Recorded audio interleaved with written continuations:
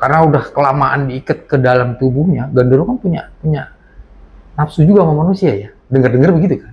Oke. Nah si genderuwo ini akhirnya naksir sama si Linda, nggak mau lepas. Dan memang jinnya katanya nggak mau keluar gitu karena udah sayang sama anak ini gitu sih bilangnya.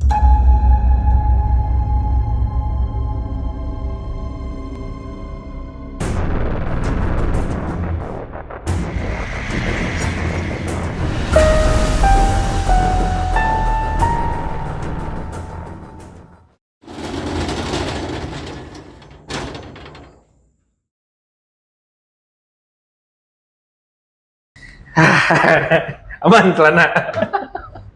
Halo guys, balik lagi di OTT, obrolan tutup toko. Barang gue Ray dan Gitu. kita kali ini mau ngebahas. Kan lu sempat ngebahas kesurupan. Gue juga mau bahas kesurupan. Iya. Tapi gue langsung komunikasi sama apa ya istilah penderita kesurupan ya? Orang yang kesurupan, atau lu ngobrol sama makhluk yang menyurupi. Iya, itu juga termasuk. Makhluk yang merasukinya. Iya gitu. Dan yang lebih bikin ngeri, dia kesurupannya selama 10 tahun. Hah? Kurun waktunya 10 tahun. Benar. Tapi bukan artinya selama 10 tahun di kesurupan. Jadi dalam masa 10 tahun itu, on off. Gitu. Kayak project ya on off. Iya, on off. Tapi banyak on off-nya sekarang. Bentar, ingat gak gue pernah ngomong kalau orang kesurupan itu nggak pernah kondisinya sendiri. Dia sendiri ya? Itu lagi sendiri kesurupan. Melukai dirinya juga. Di saat lagi nggak ada orang. Ya, lu dengar ceritanya ya. Oke. Detailnya begini, gue punya temen di Banjar. Banjar perbatasan Jawa Barat Jawa Tengah. Awalnya gue nggak tahu, gue main ke daerah Banjar, ada teman gue di sana. Banjar Jawa Barat ya, dekat Ciamis, perbatasan Jawa Tengah. Ada teman gue main di sana, gue berempat. Main sana, maksudnya liburan gitu, mancing lah. Apalagi ketika main di sana, tiba-tiba ponakannya dia datang ke rumah teman gue nih. Ponakan teman gue. yang kesurupan. Yang kesurupan, ponakannya temen gua. Tapi lu tadinya nggak sengaja datang ke sana karena sengaja, nggak ada niat apa-apa. Kita juga nggak tahu karena dia datang dalam keadaan kondisi normal, gitu loh. Tapi ada salah satu temen gue yang punya kemampuan supranatural. Dia ngeliat ini anak kayaknya nggak beres, gitu. Nggak beres? Dia menangkap ada vibrasi goib di dalam tubuh si ponakannya teman gua ini. Gitu. Tapi dia nggak enak dong. Nyai bukan? Beda. Ngobek nih. Gue pikir masih nyai lagi oknumnya. Beda. Jadi ponakan teman gua ini namanya Linda. Nama asli Linda. Nggak apa-apa nih disebutin? Nggak apa-apa. Kan nggak keberatan orangnya? Nggak keberatan. Namanya Linda. Awal ceritanya begini. Dia itu sempat kerja di Jakarta. Kerja di Jakarta itu ditaksir sama seorang cowok. Oke. Sementara si Linda sendiri nggak suka sama itu cowok. Dia punya pilihan lain dong, walaupun belum pacaran. Dukun bertindak. Betul. Kalau untuk menurut perkiraan gitu Mas, nggak tahu ini benar atau tidak gitu. Dulu sih untuk waktu 10 tahun yang lalu memang ada sosok laki-laki yang seperti suka gitu Mas. Cuma waktu itu kebetulan saya kurang merespon gitu. Akhirnya si Linda itu berhasil dikorek dong informasi pribadinya sama si cowok yang naksir ini. Katanya dia sempat ngambil kayak baju. Sama dulu aku ingat banget, dulu kan zaman masih polos gitu Mas. Si laki-laki ini kayak minta foto sama dia minta tahu tanggal lahir gitu. Ya aku waktu itu nggak pernah berpikir negatif gitu, ya udah aku kasih gitu. Nah dari situ aku nyimpulin gitu, kok kayaknya dia gitu yang dicurigain. Sama dari awalnya respon dia baik, terus pas kejadian itu dia kayak udah berbeda lah, berubah gitu. Jadi kayak kelihatannya dia benci. Si cowok yang naksir ini tahu tanggal lahir dia, punya fotonya. Gitu loh. Foto KTP. Iya kan, kalau untuk ngirim malah jalur gaib kan pakai foto ya. Sama kayak daftar pinjol ya? Iya, sama kayak daftar pinjol. Jadi si Linda sempat nolak itu cowok. cowok itu sakit hati. Pernah ngirimin WhatsApp yang kata-katanya nggak enak dan mengancam. Saya curiga sama dia ada nge-SMS yang memang kata-katanya tuh dalam banget gitu. Ancamannya gini, kalau lu nggak sama gua, lu nggak akan punya jodoh. Waduh, lu akan, pokoknya seakan-akan tuh dia nggak ada cowok yang mau akhirnya gitu. Mau dibikin seperti itu, ancamannya gitu. Tapi si Linda tuh nggak ngambil pusing, gitu. Udahlah, namanya orang lagi sakit hati kali ya gitu. Dia biasa kerja, tapi lama-lama dia punya satu keluhan secara medis ya. Dia kok sering pusing kepalanya awalnya gitu. Awalnya sih kayak kurang fokus gitu, terus sering pusing, kepala tuh memang benar-benar sakit gitu. Terus kayak tiba-tiba sedih gitu. Nah, lama-lama kan ngerasa kok diri ini aneh gitu. Lama-lama tuh berubah tuh. Dia kalau mau kerasukan tuh berasa getaran tuh, entah lewat ujung-ujung tangan atau ujung. Tapi diawali sama pusing demam juga? Enggak, pusing demam itu di 3 bulan pertama. Oke. Dia nggak kesurupan. Jadi ada gejala medis dulu. Wow. Yang menurut dia memang ini penyakit medis gitu, tapi dia bingung nggak sembuh-sembuh gitu loh. Ketika dia belum tahu bahwa dia dikirim, dia tuh sempet denger ayat-ayat ruqyah. Waktu itu aku sempat ngedengerin ayat ruqyah tuh gitu. Cuma pas aku dengerin belum begitu lama, tiba-tiba ada respon. Kok badan dia kayak ngelawan gitu loh. Kok kenapa badan gue ya denger? Ini denger ayat-ayat ruqyahnya secara nggak sengaja? Secara nggak sengaja. Itu masih di Jakarta ya, dia masih kerja ya. Secara nggak sengaja, ya udah akhirnya dia ngerasa gue nih badan gue nggak beres gitu. Cuma dia nggak tahu apa gitu loh.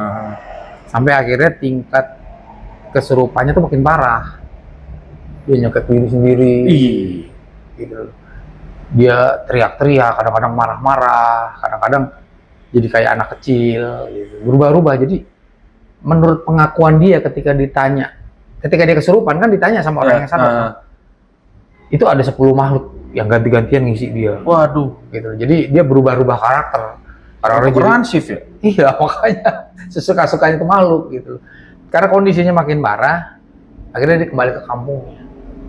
Dia sendiri yang mutusin ya? Ya, dia sendiri yang mutusin. Keluarganya sebelumnya udah tahu belum kondisi kayak Udah tahu. Makanya dia kembalikan ke kampung, ikut orang tuanya lagi.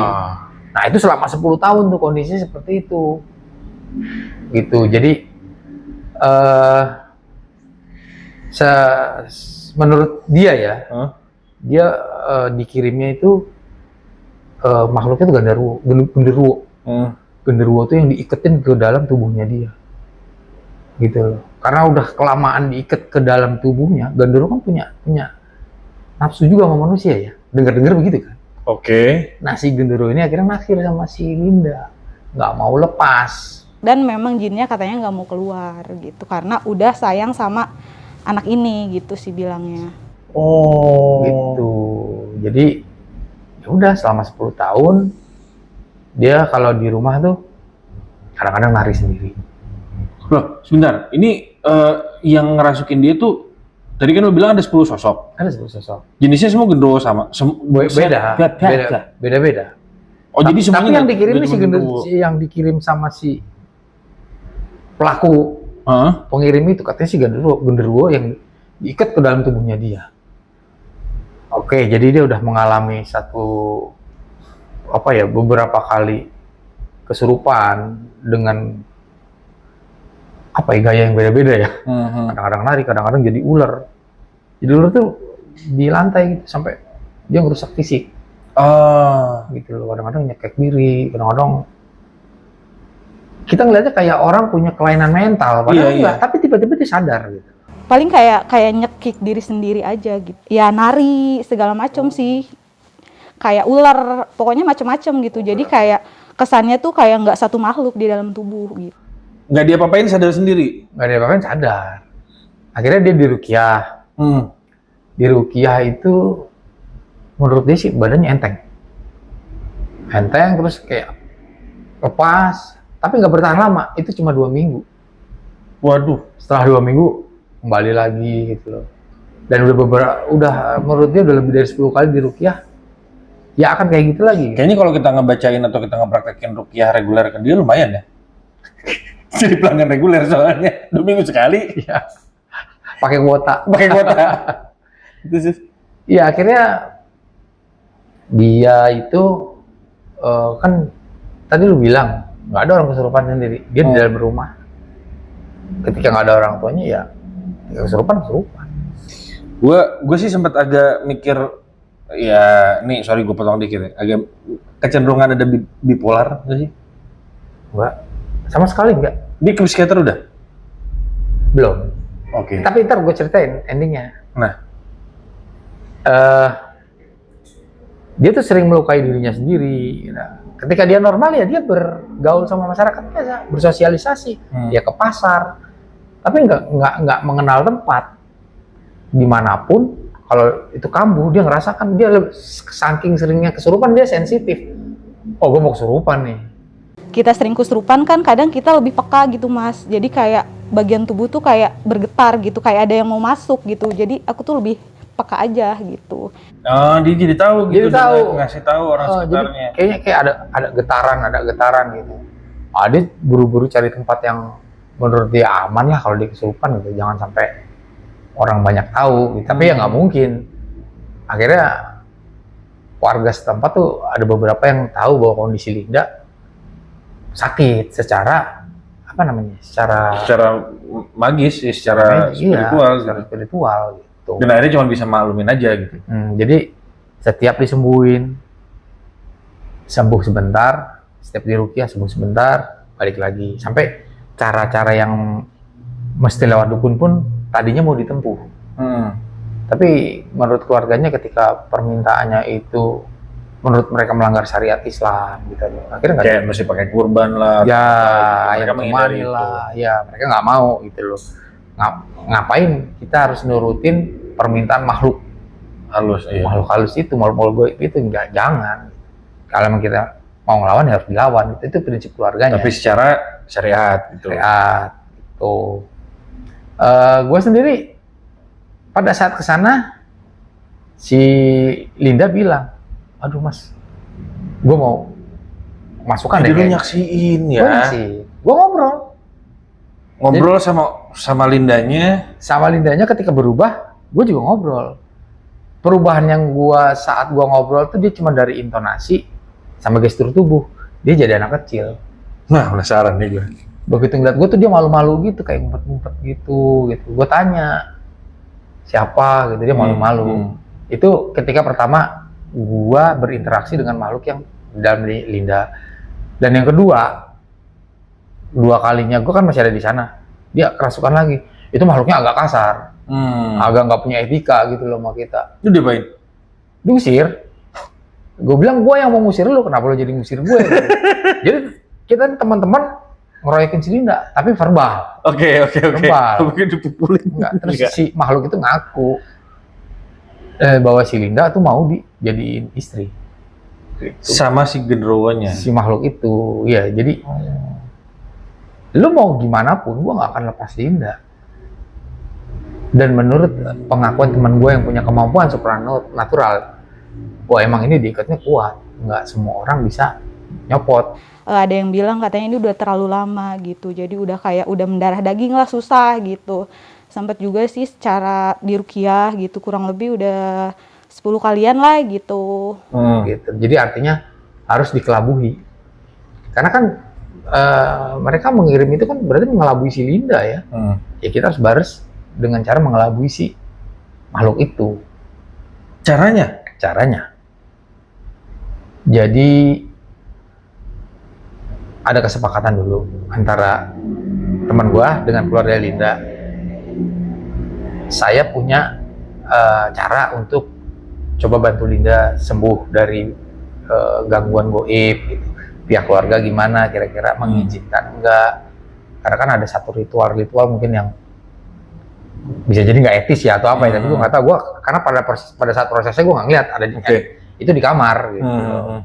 Di kamar ada keluarganya juga. Jadi sebelum dilakukan ritual untuk ngusir, Linda itu diminta pakai satu baju yang nanti semua harus dilepas. Tapi bukan artinya dia bugil saat pengobatan ya. Jadi dia ritual dulu, setelah diritualin baju itu dilepas, dimasukin ke dalam plastik, dibawa ke sungai, di air yang mengalir. Nah, si makhluk yang ikut Linda ngikutin pakaian itu.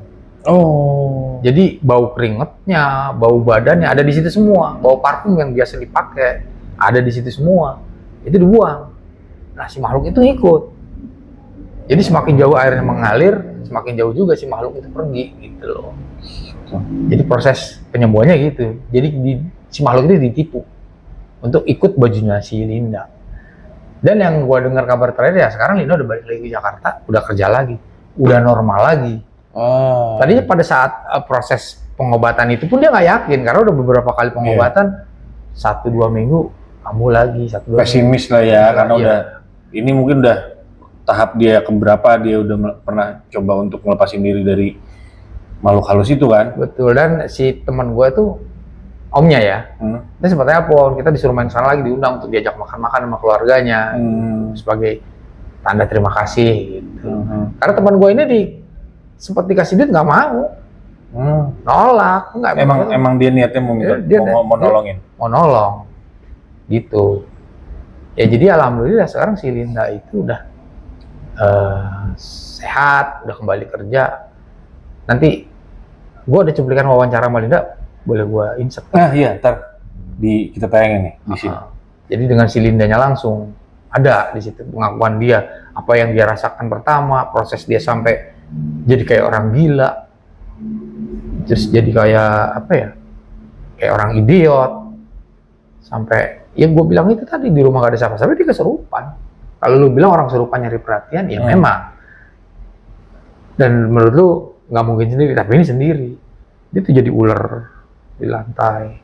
Gue malah kepikirannya ada kecenderungan bipolar karena gini.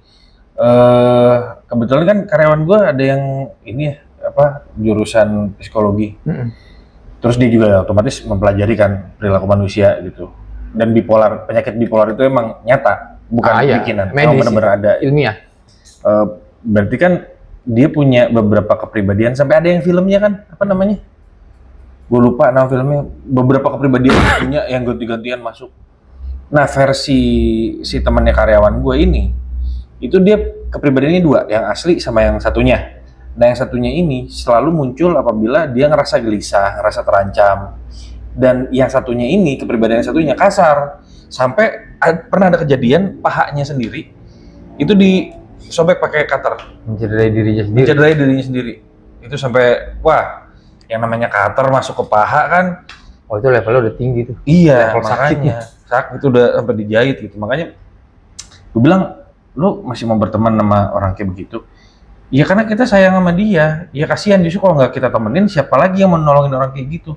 Luar biasa juga gue bilang gitu. Kalau gue sih capek sih kayaknya. Ya, jadi gitu. Menurut lu gimana tuh tadi setelah lu nonton wawancara dengan Dinda? Rada gini. Gue bilang ini 70%, 80% magis, iya. Tapi seperti gue bilang, gue akan selalu menyediakan ruang hal yang logik di situ. Karena siapa tahu sebenarnya mungkin alasannya logik, cuman keterbatasan kemampuan kita dan wawasan kita aja yang mungkin nggak nyampe ke situ. Karena kan yang namanya neurologi, otak sama psikologi kan itu luas banget. Tapi artinya gini loh, tanpa ada satu terapi psikologi atau terapi mental, setelah proses ritual itu Linda sembuh total. Gak ada gangguan psikis lagi. Gini, kalau lo mau coba cek, kita di dalam doa pun, pada saat kita melafazkan doa, itu frekuensinya beda. Beda dengan frekuensi kita ngomong. Meskipun kita pakai nada atau bahasa yang kita omongin, tapi frekuensi yang tertangkap itu beda. Sama halnya mungkin pada saat dilakukan ritual ya, karena kan agama-agama lain juga punya kepercayaan, punya doa masing-masing dengan cara masing-masing. Tapi pada saat dibacakan, yang berbedanya bukan di sininya nih, bukan keluarnya, tapi yang di kepala kita. Nah, kita kan sebenarnya makhluk frekuensi sebenarnya, makhluk energi, dan energi itu berbentuknya frekuensi. Nah, dalam situ kita bisa menularkan sugesti kita ke orang yang sakit itu, ke orang yang kesurupan itu, untuk dia bisa benar-benar pulih. Ya luar biasa kemampuan orang yang bisa nyembuhinnya sih kalau menurut gua. Baik itu secara supranatural ataupun ya Secara ilmiah. secara ilmiahnya. Gitu sih. Oke, jadi bagi kalian yang punya pengalaman kesurupan, boleh Coba dong. komen. Gue penasaran banget kalau yang kalian yang udah pernah kesurupan gitu. Hati-hati ya. Gue soalnya dulu kelakuannya suka mukulin orang yang kesurupan. Kalau kesurupannya suka bikin-bikin tahu tuh gue. Kalau misalnya kalian pernah ngalamin kesurupan, menurut gua kesurupan itu cuma mengada-ada. Kalau misalnya kalian bener-bener pernah kesurupan, coba tulis di kolom komentar biar gua punya pemahaman yang lain soal kesurupan. Gitu. Punya wawasan soal Punya kesurupan. Fakultas kesurupan. Anjir, fakultas dong. Oke, segitu aja episode kali ini. Like, share, komen, dan subscribe. Jangan lupa juga kirim cerita ini Cerita boleh. ke email kita di Sini. Just. Sampai ketemu di next episode di OTT. Obrolan tutup.